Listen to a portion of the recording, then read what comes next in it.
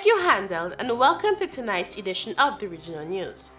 We start off in Trinidad, where praises are pouring in for our retired police superintendent, whose bravery may have saved the lives of bar patrons from trigger-happy bandits on Wednesday. The shootout at Marshall's Corner at the corner of Sutton and Superior Street, San Fernando, left one bandit dead and the other in hiding, but with a gunshot wound. Reports stated that around 11:10 a.m., two Mayaro men were having drinks at the bar when two gun-touting bandits confronted them. The bandits robbed the 28-year-old man of a gold chain and his 29-year-old friend of his mobile phone before firing a shot at the men. Seeing a potentially deadly situation unfolding, the former officer, who retired over a decade ago, drew his licensed pistol and fired at the bandits. CCTV footage showed the bandits running out of the bar and firing shots. However, one was struck in his chest. He collapsed and died after running a few meters down Sutton Street. Identification was not found on the dead man, and he had only been identified as Tallow up to Wednesday evening. At least one Barbadian living in the Bahamas who was reported on social media as missing is alive and well today. But day by day, she continues to struggle with the sight of massive destruction and loss of lives caused by the passage of Hurricane Dorian.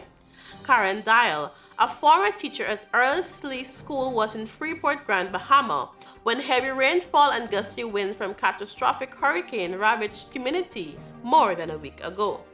With memories of Hurricane Matthew, which smashed the island in 2016, fresh in her mind, Dial prepared for the worst but prayed for the best. And I quote, "When I first got the confirmation that the hurricane was coming here, I began to panic because I experienced Matthew a couple years prior and it was pretty bad for me. I never experienced anything like that in Barbados.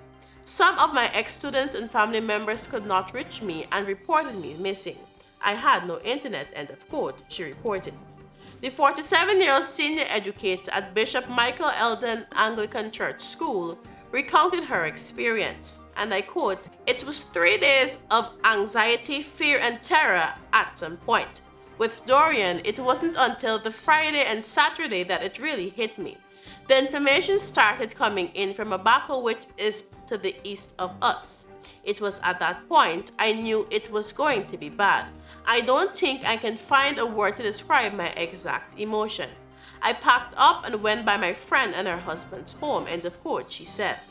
An emotional Dial who teaches bookkeeping and accounts said the most heartbreaking part of the ordeal was learning that one of her students perished in the flood water.